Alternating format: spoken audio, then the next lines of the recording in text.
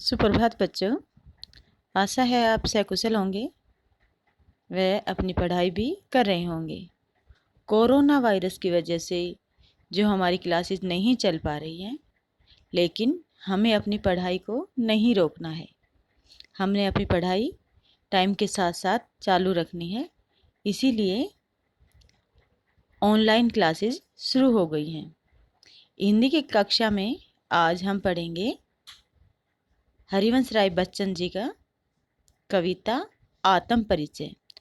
हरिवंश राय बच्चन जी की कविता पढ़ने से पहले हम हरिवंश राय बच्चन जी के जीवन के बारे में जान लेते हैं। हरिवंश राय बच्चन जी का जन्म इलाहाबाद के कटरा मोहल्ले में हुआ था। हरिवंश राय बच्चन के पिता का नाम प्रताप नारायण था, जो अपने मधुर स्वभाव के कारण सभी लोगों में प्रिय थे। हरिवंश राय बच्चन जी इलाहाबाद के प्रवर्तक माने जाते हैं। इलाहाबाद के प्रवर्तक मतलब इन्होंने मस्ती एवं प्रेम भरी कविताएं लिखी हैं। इनकी रचनाओं में प्रमुख हैं मधुशाला, मधुबाला, मधु कलश, निशा निमंत्रण, एकांत संगीत, आकुल अंतर, मिलन यामिनी, सतरंगिणी, आरती और अंगारे, नए पुराने झरोखे, टूटी फूटी कड़ियाँ, ये सब बच्चन जी के काव्य संग्रह हैं। इन सब में बच्चन जी की कविताएं संग्रहित हैं। इसके आगे क्या भूलूं क्या याद करूं, नीड का निर्माण फिर, बसेरे से दूर, 10 द्वार से सोपान तक, ये सब बच्चन जी के आत्मकथा के 4 खंड हैं। इसके साथ साथ बच्चन जी ने हेमलेट, जनगाता व मैकबेथ का अनुवाद भी किया। बच्चन जी ने हिंदी साहित्य में बहुत बड़ा योगदान दिया। उनकी रचनाएं हिंदी साहित्य में सदा की जाती रहेंगी। बच्चन जी का निधन 2003 में मुंबई में हुआ। तो बच्चन जी का जन्म कब हुआ? 1907 में। कहाँ पे? इलाहाबाद में। और मृत्यु 2003 में मुंबई में।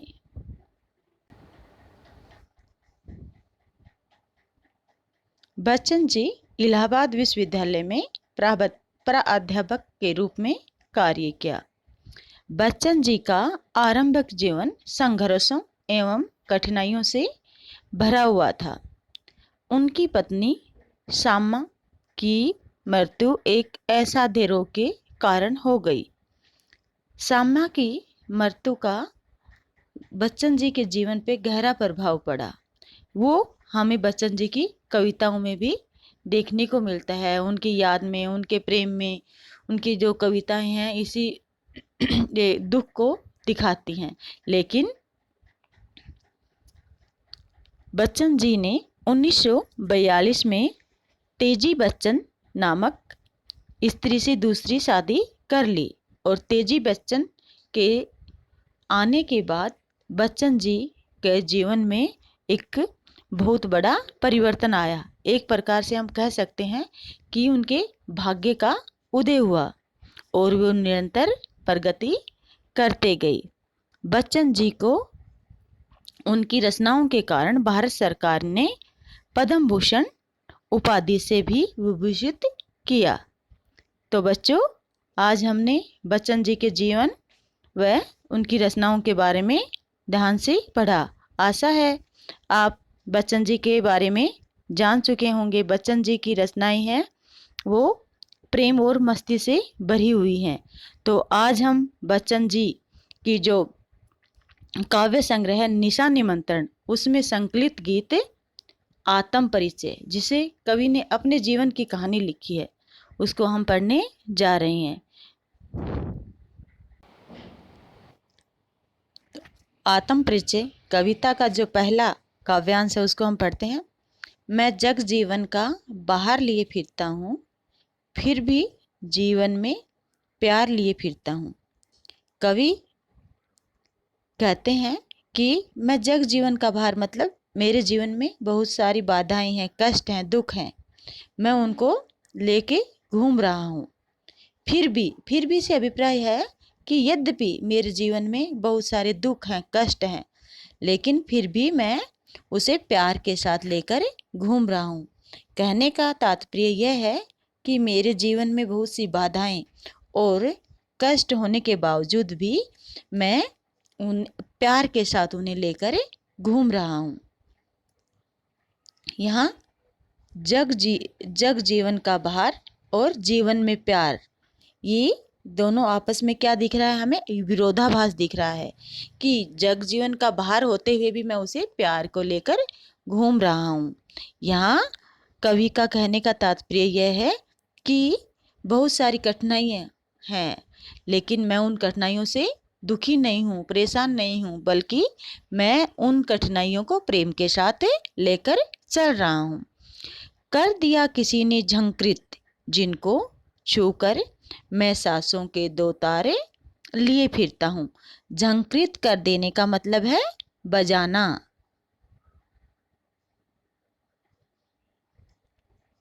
तो कह रहा है कि मेरा जो सांसों के दो तार हैं वो कैसे हैं, एक वीणा के तारों की तरह हैं। वीणा एक वाद्य यंत्र होता है बच्चों, जिसमें दो तार लगे हुए होते हैं, और जैसे ही हम उन तारों को छूते हैं तो उनमें एक झनकार उठती है, वो बज उठते हैं। उसी प्रकार कवि कह रहा है कि मेरा जो दिल है वो क्या है, एक वीणा है, और जो मेरी सांस है वो वीणा के दो तार हैं। और उसको किसने छू दिया, उसने, मेरी प्रेमिका ने उसे छू दिया, और उस प्रेमिका के छूने से मेरे दिल में किसकी क्या बजने लगे, प्रेम की मधुर धुन बजने लगी, मेरी सांसों में प्रेम की झनकार बज उठी। यहाँ कवि जीवन में बहुत सारे कष्ट दुखों के होते हुए भी अपने जीवन में प्रेम से रहने की शिक्षा देता है। तो अब हम इस काव्यांश की भाषा के बारे में और काव्यगत विशेषताओं के बारे में जानेंगे। बच्चों, इस कविता की भाषा है खड़ी बोली। खड़ी बोली। छंद कौन सा है इसमें, छंद कौन सा है, मुक्त छंद।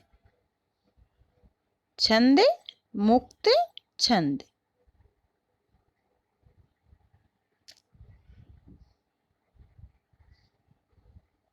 श्रृंगार रस। बच्चों, ये आप साथ साथ अपनी कॉपी में नोट करते रहना। भाषा कौन सी है, खड़ी बोली, छंद मुक्त छंद, और रस श्रृंगार रस। और इसकी विशेष जो हम काव्य सौंदर्य जब पूछा जाएगा तो लिख पाएंगे, भाषा सरल सहज प्रवाहमय है। भाषा में संगीतात्मकता है, क्योंकि ये गीत है तो ये तो क्लियर है कि इसमें ये संगीतात्मकता है। और सांसों के दो तार, सांस,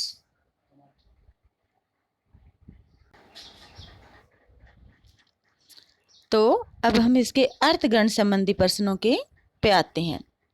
कवि का जग जीवन के बाहर से क्या अभिप्राय है।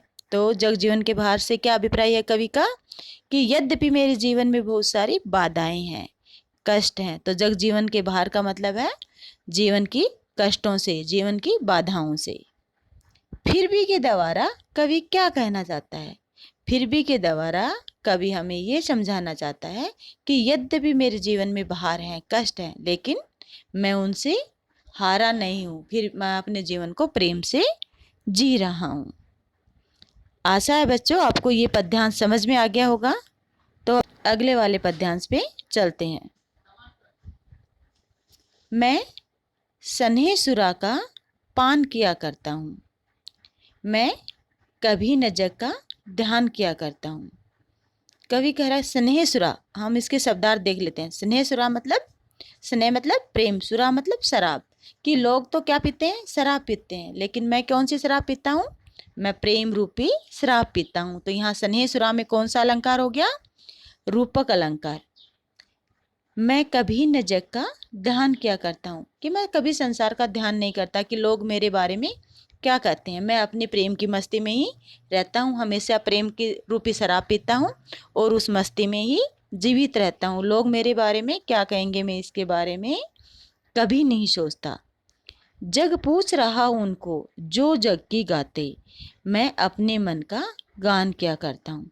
कह रहा कि संसार उसी को पूछता है जो संसार के बारे में अपनी बातें बताते हैं, संसार के बारे में अपनी बातों को कहते हैं, अपने सामाजिक दायित्वों को हमेशा निभाते रहते हैं, उलझे रहते हैं। लेकिन कवि कह रहा है कि मैं उस समाज के प्रति ज़्यादा ध्यान नहीं देता, बल्कि मैं अपने ही मन का जो गान है उसे ही गाता रहता हूँ, अपने मन के भावों को ही गाता रहता हूँ। तो यहाँ भी पहले वाले की तरह भाषा कौन सी हो गई? खड़ी बोली। छंद, पूरी कविता में छंद रहेगा मुक्त छंद। और अनुप्रास अलंकार, अंत्य अनुप्रास अलंकार है इसमें। देखो, किया करता हूँ अंत्य अनुप्रास है, तो हम अंत्य अनुप्रास न लिख के सीधे ही हम क्या लिख देंगे? अनुप्रास अलंकार। ठीक है बच्चों, तो हम जितनी ये कविता पढ़ी उसको एक बार दोबारा से फिर से देख लेते हैं। मैं जग जीवन का बाहर लिए फिरता हूँ, फिर भी जीवन में प्यार लिए फिरता हूँ। कि मैं मेरे जीवन में यद्यपि बाधाएं हैं, कष्ट हैं, उस बाधाओं और कष्टों को मैं लेकर घूम रहा हूँ। इन बाधाओं और कष्टों के होने के बावजूद भी मैं प्यार लेकर घूम रहा हूँ।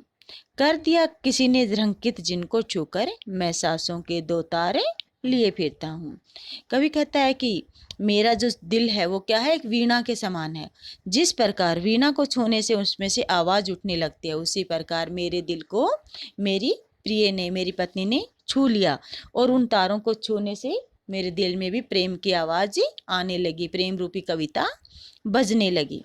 मैं स्नेह सुरा का पान किया करता हूँ, मैं कभी न जग का ध्यान किया करता हूँ। कवि कह रहा है कि मैं, दुनिया क्या पीती है? शराब पीती है, लेकिन मैं कौन सी शराब पीता हूँ?